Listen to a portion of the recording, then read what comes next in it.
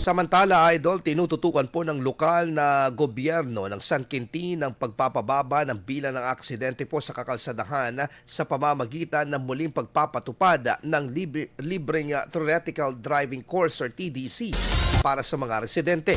Naglaan po ang LGU ng 210 na libreng slots para sa TDC upang mas marami ang mabigyan ng pagkakataong makakuha ng student driver permit at maihanda bilang mas responsableng motorista.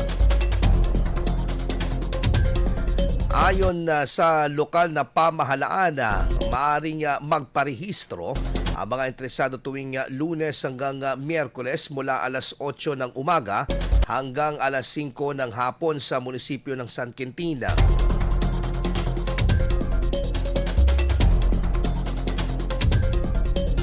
Kaugnay po nito ang suporta po ng bayan sa layunin ng Land Transportation Office na mabawasan po ang nasa 35% ang mga aksidente sa kalsada pagsapit po ng 2026. Alinsunod po sa Road Safety Action Plan at 2025.